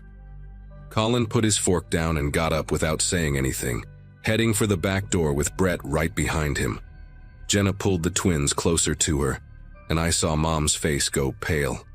Vanessa asked if I was sure, if maybe the wind had covered up the return tracks, and I wanted to believe that, except I knew what I'd seen. Those prints were fresh, the edges crisp, and there was nowhere for return tracks to hide. Colin came back in after maybe 2 minutes, and his jaw was tight in that way it used to get when we were kids, and he was trying not to scare me. He confirmed everything. Prints all around the house, stopping at the back door, nothing leading away. Brett checked the front door and all the ground floor windows while Colin was outside, making sure everything was locked. We all stood there in the kitchen for a moment, nobody quite knowing what to do, and then Colin said we should call the police. Mom was already reaching for her phone when we heard it. A soft sound, barely audible under the noise we were all making, but distinct. A creak. The old hardwood floors in the hallway that connects the kitchen to the bedrooms, the ones that groan no matter how carefully you walk on them. We all went completely silent, and I mean the kind of silence where you can hear your own pulse in your ears. Another creak, slow and deliberate, like someone taking a single careful step. Then another. Amy grabbed my arm hard enough to hurt, and I saw Jenna cover one of the twins' mouths before he could say anything. The footsteps were coming from the hallway, moving toward the kitchen, and I realized with this sick certainty that someone had been in the house the whole time. While we were eating, while we were laughing and passing dishes and completely distracted, someone had walked through that back door and made their way down the hall. They'd been listening to us, waiting. Colin moved first, grabbing a knife from the block on the counter, and Brett picked up the heavy cast iron skillet Mom had used for the green beans. I grabbed my phone and started dialing 911, my fingers shaking so bad I almost dropped it. The dispatcher answered, and I whispered that someone was in the house, gave her the address, told her to send police immediately. She kept asking questions, asking if we were safe, if we could get out. But I couldn't focus on her words because those footsteps in the hallway had stopped. Just stopped completely, like whoever was there had realized we'd heard them. The silence was somehow worse than the creaking. We all stared at the doorway leading to the hall, and I could see it from where I stood, that dark rectangle opening into the unlit corridor. The dispatcher was still talking in my ear, telling me to stay on the line, telling me units were on the way, but the nearest police station was 20 minutes out, and we all knew it. 20 minutes might as well have been 20 hours. Mom herded Jenna and the twins toward the corner farthest from the hallway, and Vanessa grabbed another knife, her hand wrapped so tight around the handle her knuckles were white. Then we heard the sound of the back door opening. Not the front door, not a window, but the same back door I'd just come through minutes ago. The one we'd all been staring at, the one we thought we'd locked after Colin checked the footprints. The sound of it opening was unmistakable, that specific squeak of the hinges that Dad had never gotten around to fixing, and then the soft click of it closing again. Footsteps on the back porch, heavy and quick, running away from the house. Colin bolted for the back door with Brett right behind him. and I followed even though every instinct told me not to. We burst outside into the cold, and I swept the yard with my phone's flashlight. There, crossing the yard toward the woods, I saw a figure. Tall, dressed in dark clothes, moving fast but not quite running anymore, like they didn't need to rush, like they'd accomplished what they came for. The figure reached the tree line and turned back for just a second, and even though I couldn't make out a face in the darkness, I felt them looking at us. Then they disappeared into the woods, and the forest swallowed them completely. Colin started to go after them, but Brett grabbed his arm and pulled him back, said it was too dangerous, too dark. We didn't know if they were armed. We stood there on the back porch, breathing hard, staring at the spot where the figure had vanished. My phone was still connected to 911, and the dispatcher was asking what was happening, her voice sharp with urgency. I told her the person had left, had run into the woods, and she said to get everyone inside and lock the doors until police arrived. We went back in, and Colin immediately started checking every room in the house, turning on every light, looking in closets and under beds like we were kids afraid of monsters again. Except this monster had been real, had walked through our house while we sat 15 feet away eating turkey. Brett found it first, in the hallway outside the bedrooms. Muddy boot prints on the hardwood floor, the same tread pattern from outside, leading from the back door down the hall and stopping right outside the kitchen doorway. Right where we'd heard those footsteps stop. Whoever it was had stood there, just around the corner from where we were all gathered, and listened. Maybe watched. The prints then led back down the hall to the back door, tracking mud the whole way. Mom started crying when she saw them, and Vanessa put an arm around her shoulders. The police finally arrived, 2 squad cars with lights blazing, and we all poured outside to meet them like they were the cavalry. We told them everything, showed them the footprints outside and inside, pointed to where the figure had disappeared into the woods. The officers took our statements, photographed the prints, checked the whole house top to bottom with their flashlights and weapons drawn. One of them, an older cop with gray in his beard, told us this wasn't the first incident like this in the area. There'd been 3 other break-ins over the past month, all rural properties, all during times when families were gathered for dinner or events. Someone was watching these houses, learning routines, waiting for the perfect moment when everyone was distracted. He said they'd been lucky, though, because in the other cases, the intruder had taken things: jewelry, cash, electronics. Sometimes just weird stuff, personal items that had no resale value but meant something to the families. Our house hadn't been touched, nothing missing that we could find, which somehow made it worse because that meant the person hadn't come to steal. They'd just come to be there, in our space, listening to our family, standing in our hallway while we celebrated. The police stayed until almost midnight, walking the property line with flashlights, taking more photos, filing their report. They said they'd increase patrols in the area, that we should install motion sensor lights all around the house and consider getting security cameras. The older cop gave Mom his direct number and told her to call immediately if anything else happened, day or night. After they left, none of us could even think about going to bed. We sat in the living room with every single light in the house blazing, drinking coffee that nobody wanted, just trying to process what had happened. Colin called a security company right there at midnight, left a message demanding someone come out first thing in the morning.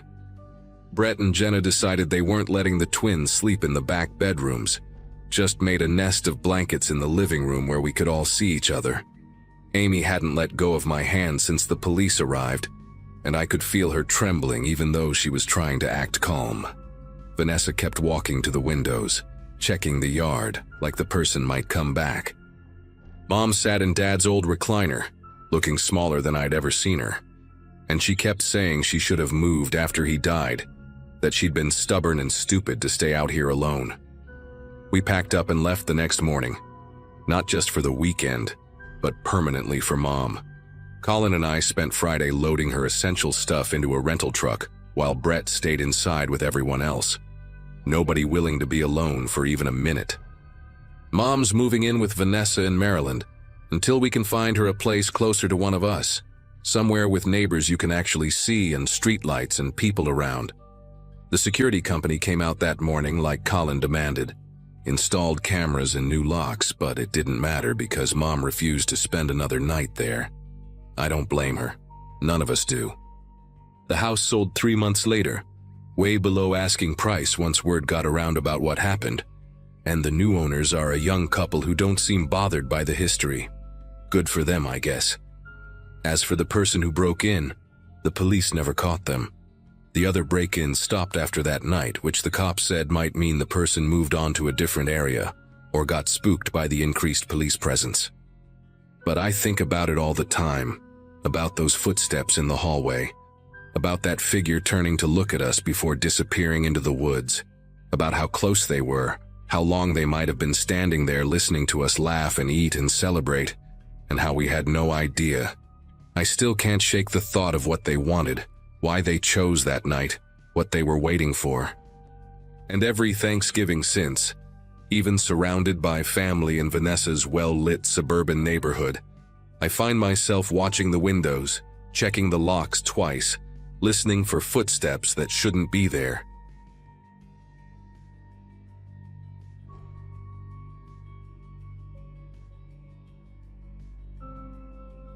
The first Thanksgiving in my own place had felt like some sort of milestone, so the day started earlier than usual, with me buzzing around the kitchen trying to prove I could host without burning anything. My family trickled in carrying dishes wrapped in foil, filling the house with the kind of noise I used to miss when I lived in cramped apartments. By late afternoon, everything smelled like roasted herbs and butter, and the only thing still on my mind was whether the gravy would come out too thick. The dining room window caught my eye for a moment while I set the table. Just a quick glance to make sure it was locked tight, because the breeze outside had been sharp all morning. I remember shutting it firmly, even testing it with the heel of my hand before walking away. The meal had barely settled into that comfortable rhythm, passing plates, teasing each other about portion sizes, when something small tugged at my attention. The dining room window looked slightly open, not wide, just a sliver, enough to break the seal I knew I'd closed. At first I blamed myself, thinking maybe the latch hadn't caught all the way, but the longer I stared, the more it bothered me. The air coming through felt colder than before, carrying that faint scent of damp leaves, the kind that only drifts in when someone has been walking outside. My cousin joked that I was acting like a paranoid homeowner, and everyone laughed, so I forced a smile and sat back down, pretending the whole thing wasn't gnawing at the edges of my mind. My dog, Riley, shifted under the table not long after, and I heard this low rumble from him. Nothing theatrical, just a deep warning he'd never used around my family. He was staring down the hallway, his shoulders stiff, refusing to take a single step toward it despite my attempts to coax him over. Riley's never been dramatic. If anything, he's lazy to the point of comedy, so seeing him locked onto that dark stretch of hallway made the hair rise along my arms. The hallway light had flickered earlier in the day, and right then it looked darker than it should have, almost like the shadows were pressed thicker against the walls. Conversations at the table kept going, but mine drifted away completely as Riley let out another low sound, his entire body angled toward the unseen. Trying to shake the uneasiness, I discreetly checked the security app on my phone, just to reassure myself that nothing strange had happened outside. A notification blinked at the top, motion alert from 10 minutes earlier. My thumb tapped it before I even thought about what I was doing. The clip loaded slowly, frame by frame, until a blurry shape appeared near the kitchen doorway. Someone crouched just inside, arms drawn tight to their chest, head lowered like they were listening for movement. The figure was angled toward the dining room, toward us. My breath caught somewhere deep, trapped, as I scanned the room filled with my family, laughing, eating, completely unaware that someone else had already slipped inside. And if the alert was from 10 minutes ago, that meant they hadn't left. I kept my expression as neutral as possible, though my mind was spinning so fast it felt like the room tilted a little. Every sound around me, the clinking forks, the chair legs scraping lightly against the floor, My aunt laughing at some half-told story suddenly felt too loud, too exposed. Riley pressed himself against my leg, still locked on the hallway, and that's when it struck me that the kitchen doorway, the one from the video, sat only a few steps from where everyone was sitting. I couldn't warn them without risking panic, and I had no idea where the person in the video had gone. The thought that they might be standing just out of sight, listening to everything, made my pulse beat so sharply in my ears that I could barely make out what anyone was saying. I excused myself as casually as I could, pretending I needed to check on the rolls in the oven. My hand brushed the back of my chair, and I forced myself not to look toward the hallway again.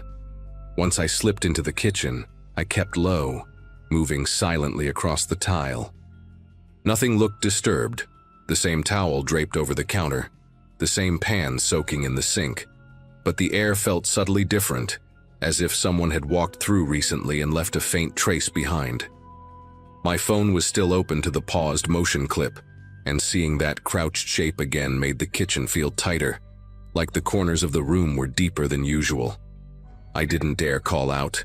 Even whispering felt dangerous, like it might draw attention from the wrong corner. I checked the back door next, pretending it was part of kitchen hosting duties, in case anyone peeked in. It was locked, deadbolt fully turned. No one had slipped out that way. The thought crept in slowly, unwanted. Whoever had been in the doorway hadn't left at all.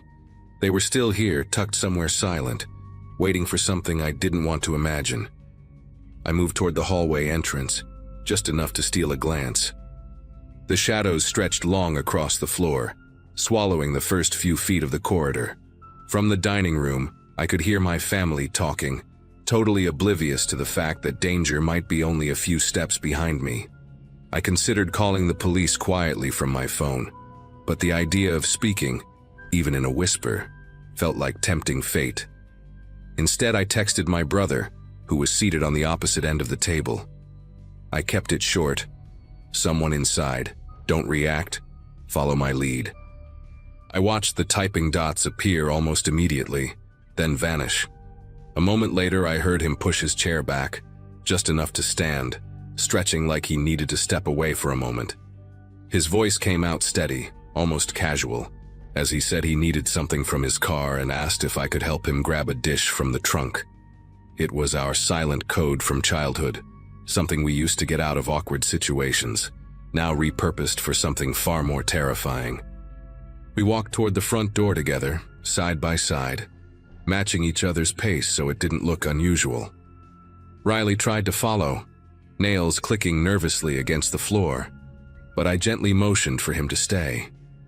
The moment we were out of view of the dining room, my brother's expression changed completely. His jaw tightened, and his eyes darted toward the hallway like he expected something to step out. I handed him my phone, letting him see the paused image of the crouched figure. His shoulders pulled back in a way that reminded me of when he used to defend me from kids in school, except this time we weren't dealing with kids. When we stepped outside, the cold air wrapped around us like a slap, grounding us both as we moved quickly toward his car. Once we reached the driveway, he unlocked the car with shaking urgency, pretending to rummage through the trunk in case anyone was watching. I whispered everything I'd noticed. The window, Riley's behavior, the motion alert, each detail threading into a picture that felt more unreal the longer I said it out loud. My brother's hands hovered over the trunk for a second before he reached into a side compartment and grabbed a tire iron. He didn't say anything at first, just took a slow breath, looked toward the house, and then said he'd circle quietly to the back door while I called for help. The plan was simple. Distract. Exit family safely, wait for police. But simple didn't mean safe, and both of us knew it. I dialed emergency services right there in the driveway, keeping my voice low as I explained the situation.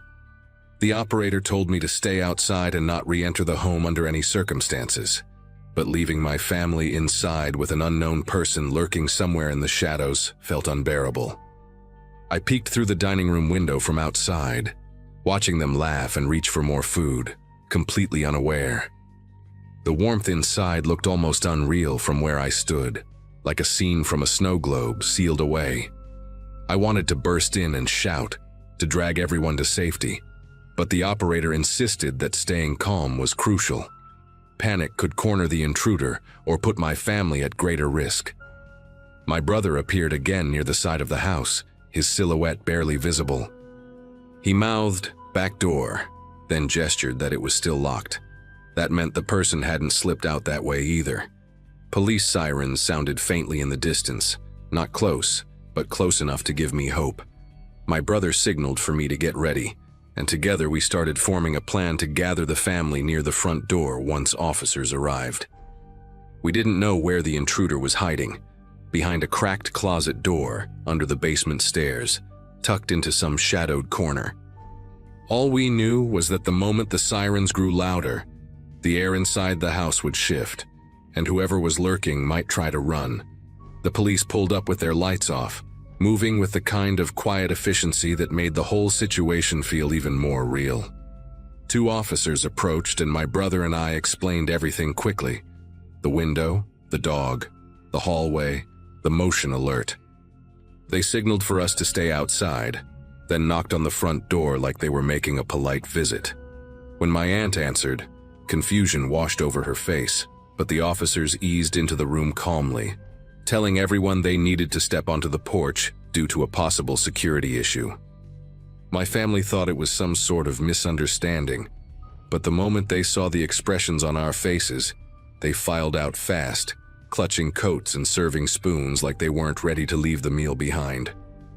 Once everyone was outside, the officers swept through the house, announcing themselves as they moved from room to room. It didn't take long for one of them to signal for the other.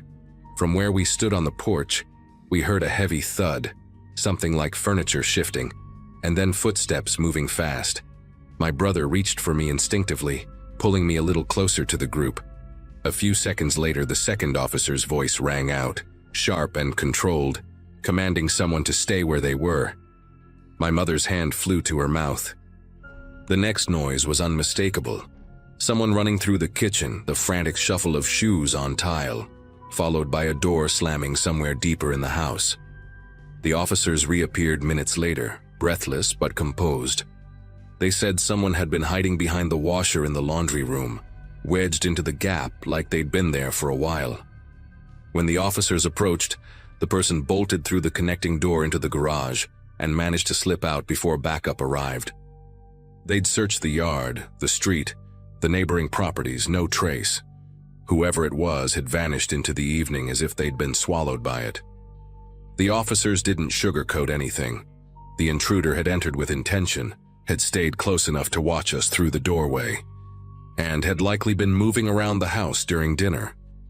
That night, after everyone left and the house was quiet again, I sat in the kitchen staring at the spot where the figure had crouched in the motion clip.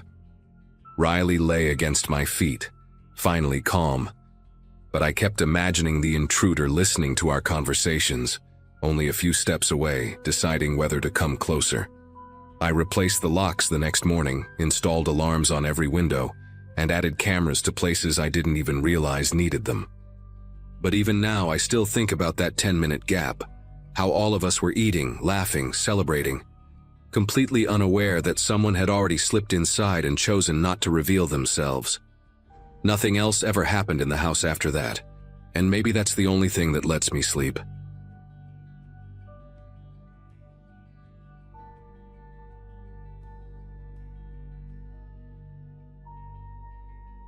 Driving late the night before Thanksgiving used to feel like a small tradition of mine, a quiet break from the chaos of family gatherings.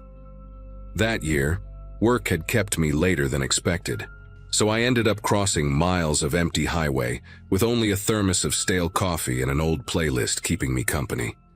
The road looked almost abandoned, with those long, dark stretches where the headlights seemed to carve out their own little world. I remember thinking it was one of those rare nights where the silence felt heavier than usual. Not in a bad way, just the kind that makes every small sound echo a bit louder inside your head. My life back then was pretty simple. Long work weeks, living alone in a small rented place, and taking whatever chances I had to visit my cousins across the state. Somewhere past midnight, the gas gauge dipped low enough to make me nervous. The next station appeared out of nowhere. One of those old ones with a flickering sign and only 2 pumps. The type you'd expect to see in a movie where nothing good ever happens. Still, I pulled in because there wasn't another option for at least 40 miles. The place was so quiet that even stepping out of the car felt like disturbing something. The cold air hit me fast, carrying this faint smell of dust and old fuel, and the only light came from the buzzing fluorescent tubes above the pump canopy. Inside the station, I spotted the clerk behind the counter, a tall guy with a worn-out hoodie and hair that looked like he'd been running his hands through it all night. As I started fueling up, I casually glanced toward the store window, expecting the clerk to be bored out of his mind.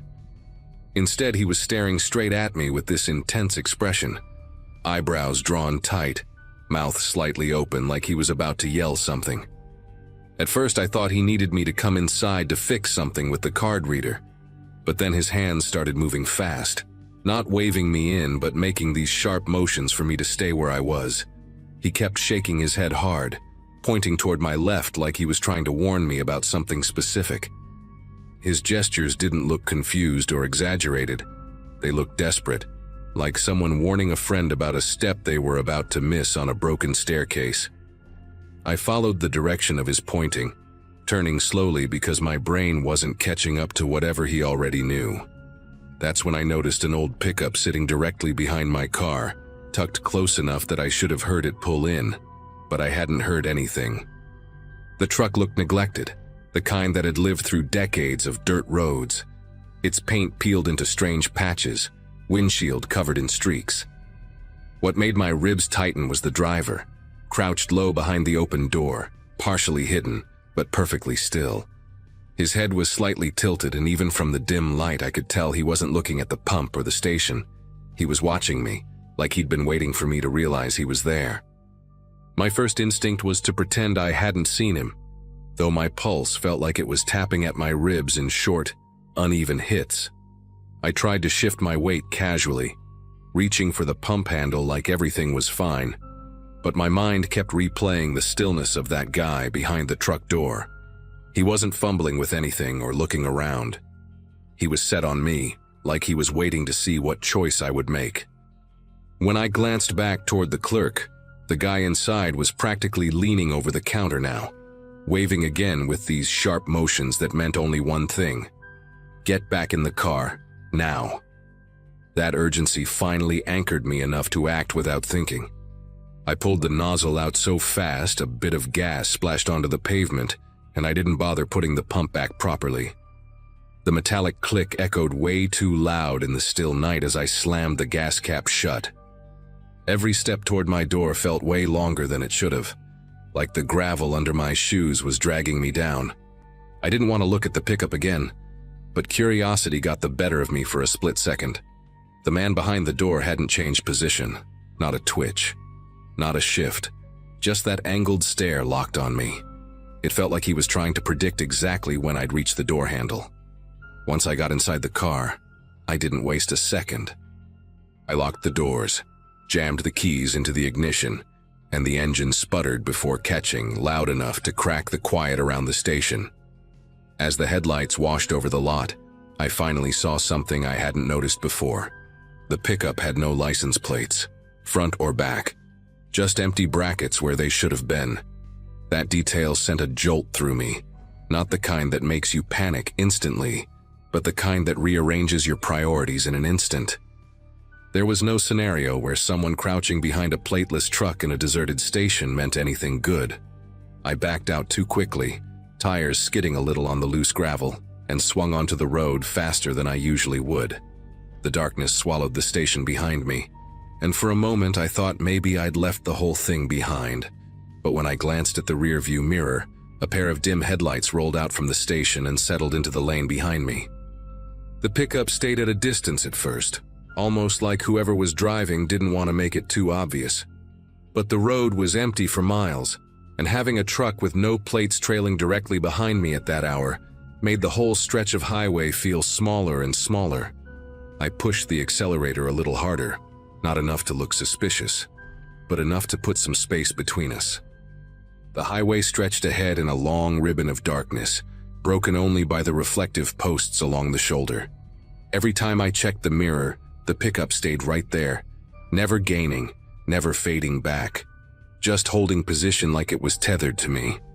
I started scanning the sides of the road for any other signs of life, another car, a rest area, anything at all. But the world outside felt emptied out, as though the night had carved away everything except the two of us. The longer it stayed behind me, the more certain I became that this wasn't some coincidence. After a few miles, the pickup inched closer, just slightly, but enough that the headlights filled more of the mirror. I could make out the cracked grille, the mismatched headlights, one dimmer than the other. Whoever was inside wasn't trying to pass me or fall back. They were studying my speed, matching every move. I switched lanes once just to test a theory. The pickup drifted over immediately. That cemented it for me.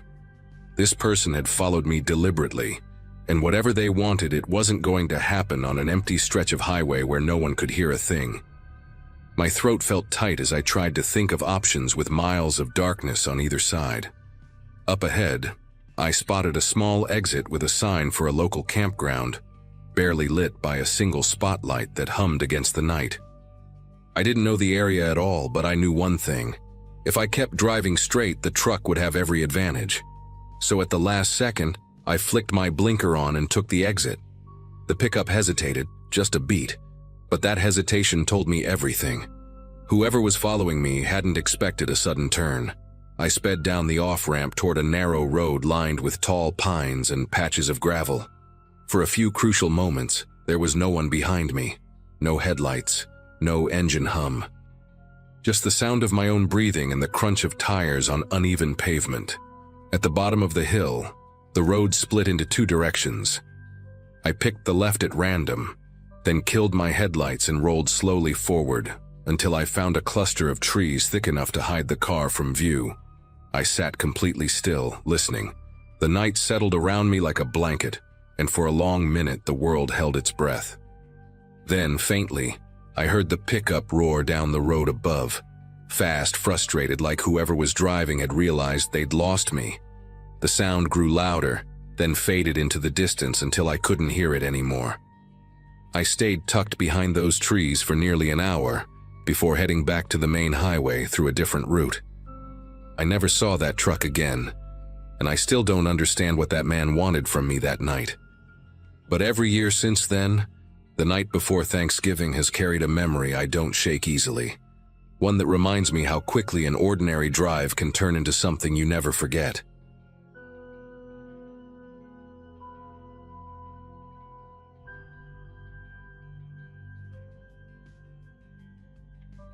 That holiday weekend had me driving through long, empty stretches of highway, trying to make it to my parents' place before everyone went to sleep. I'd left later than planned, and the combination of warm air in the car and endless darkness outside made my eyelids feel heavier with every passing mile. My job at the time had me constantly on the road, so I was used to late drives. But something about that night felt unusually draining, like the quiet around me was pressing in from all sides. I remember humming along to an old playlist just to break the silence, tapping my fingers on the steering wheel to keep myself alert. When I saw the sign for a small rest area coming up, one of those older ones with a single building and dim yellow floodlights, I figured it was safer to stretch my legs for 2 minutes than risk dozing off behind the wheel. The parking lot was nearly empty, just one pickup far off near the tree line, and the building itself looked like it hadn't been updated in 2 decades.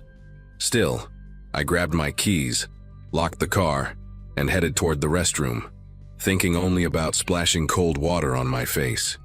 Inside, the fluorescent lights flickered in that annoying way that makes everything look slightly warped around the edges. The place smelled like bleach and old paper towels, and my footsteps echoed louder than they should have in such a small space. I remember standing at the sink, leaning forward, and cupping water over my face, trying to wake myself up. As I lowered my hands, a faint shuffle came from the far stall. Nothing unusual at first, just the kind of noise anyone might make. But then, clear as if someone were standing right behind me, A whisper brushed the air with my full name, not a nickname. Not a vague sound. My actual name, spoken in a low, almost careful voice. Every part of me tensed instantly, and I spun around so fast the water dripped down my sleeves. The stalls were all closed, but the room was silent again, like the sound had never happened. No footsteps, no breathing, just the buzzing light overhead. I backed toward the exit with my heart hammering hard enough to feel it in my throat. The cold outside hit me like a slap, and all I wanted was to get inside my car and lock the doors. The lot still looked empty, except for that same old pickup near the trees, but something about it seemed different, like it was angled slightly closer to the building than before. I didn't wait around to confirm. As I reached my car, I noticed something stuck under my wiper blade. A small scrap of paper, folded once. At first I thought maybe it was a warning about the weather, or some maintenance notice the highway workers left behind. But when I opened it, I felt the air around me shift. In uneven handwriting, almost like it had been written in a moving vehicle, were the words, "I followed you from the last station. You shouldn't be out here alone." The message didn't make sense at first. I hadn't stopped anywhere except for a quick gas station miles back, and even then I barely interacted with anyone. I scanned the lot again, feeling a prickling pressure crawl up my spine as I rushed into the driver's seat and slammed the locks down. I pulled onto the road faster than I probably should have, the tires kicking up gravel as I merged back onto the highway. For a few seconds, only darkness stretched behind me, the kind that makes you feel swallowed by everything outside your headlights. I tried convincing myself the note was some kind of awful joke, or a random creep trying to scare whoever parked next to them earlier. My thoughts were scrambling in every direction, replaying every moment at that gas station, trying to remember faces, voices, anything that might explain what was happening. I kept checking the mirrors, telling myself I was just being paranoid after the whisper in the bathroom. But halfway through a long curve in the road, a pair of headlights blinked into view in the distance behind me, far too bright and rising into frame way too quickly. The shape of the vehicle didn't come into focus at first, just the glow of white light bouncing across the asphalt like someone pushing their engine harder than they should. And as it closed the distance, I realized I'd seen that silhouette before. The headlights trailed me with a stubborn steadiness, never getting close enough for me to make out the driver, but never dropping back either. I remember tightening my grip on the steering wheel, trying to keep my speed reasonable, telling myself I wouldn't give whoever was behind me the satisfaction of seeing me panic. But the road ahead stretched into miles of nothing. No towns, no signs, not even another car passing in the opposite direction. The kind of emptiness that makes you feel like the world has narrowed down to just you and whoever decided to follow.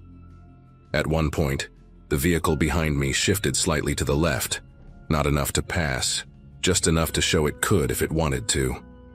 The glare filled my mirrors, washing out the inside of my car until everything looked pale and washed, like the interior was losing its color.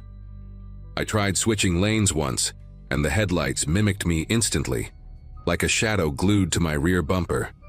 I started replaying the night in my head, wondering if I'd accidentally cut someone off earlier or if something about me had drawn attention at the gas station. I'd only gone inside to grab a coffee and use the restroom, barely looking at anyone. Remember a man leaning against a vending machine, tapping his foot fast enough to make the whole thing tremble, but he never even glanced my way. Or at least that's what I thought at the time. My mind kept dragging me back to the whisper in the rest area bathroom, and the realization that someone must have been close enough to say my name without me seeing them.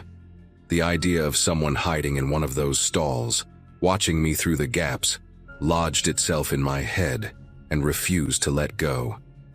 The more I thought about it, the more the steering wheel felt slick under my palms, like my body couldn't decide whether to sweat or shiver.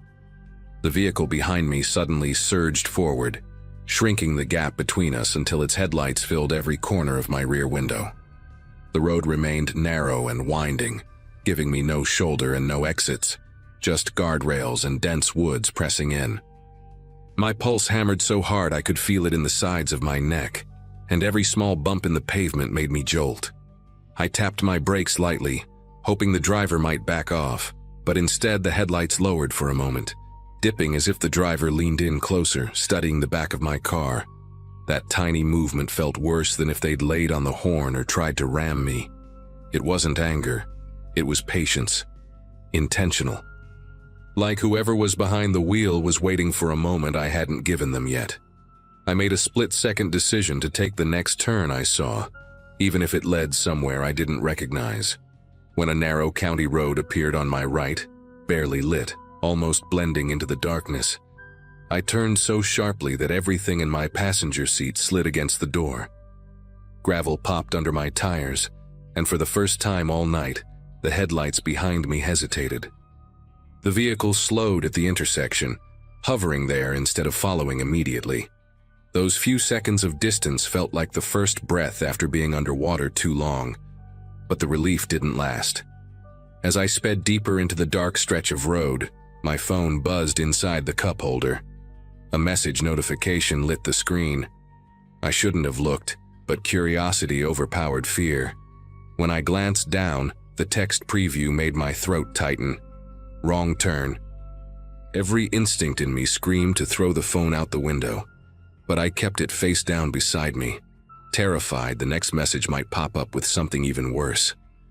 The road narrowed further, lined with tall grass that swayed in the wind like it was trying to flag me down. My headlights picked up an old mailbox here, a leaning fence post there, but nothing that suggested a house with lights on or anyone who might help. I kept glancing between the road and the mirror, waiting for those headlights to reappear. When they finally did, they came silently around the bend, creeping into view like the driver wanted me to know they were done waiting.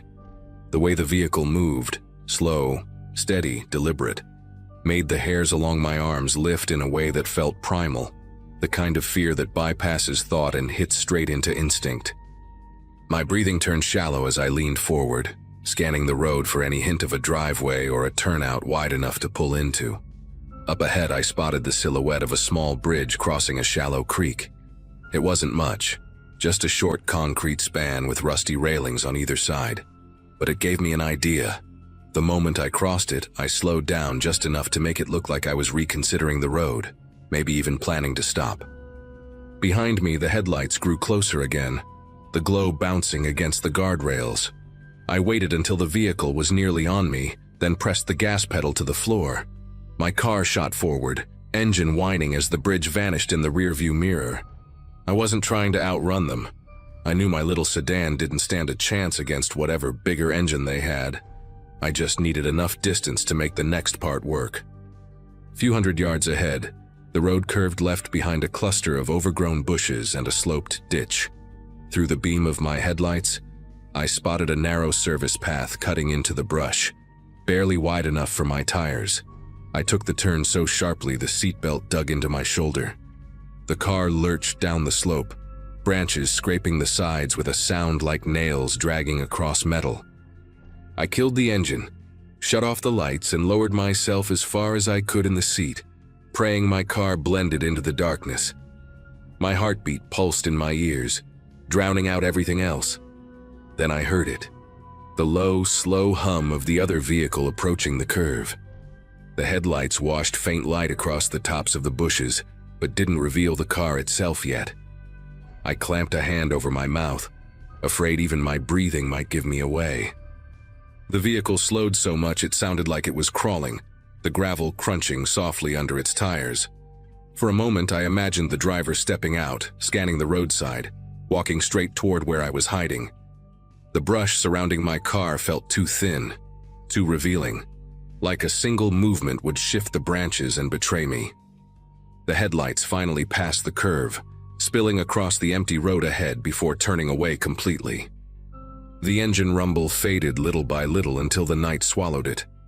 I stayed pressed down in the seat long after the sound disappeared, afraid it might circle back in silence. When I eventually sat up, my body felt stiff and uncooperative, like fear had turned every muscle into stone. I turned the engine on again, letting the low hum settle my nerves, and followed the service path until it connected with a different stretch of county road. By the time I reached a main highway with actual traffic, I could finally breathe normally again. I didn't see the vehicle again that night or any night after, and no more messages came through. My family never noticed how shaken I was when I arrived, and I never brought it up. Even now, years later, I still think about that whisper in the rest area bathroom and the note under my wiper. Whoever followed me that night knew my name, and they were close enough to speak it.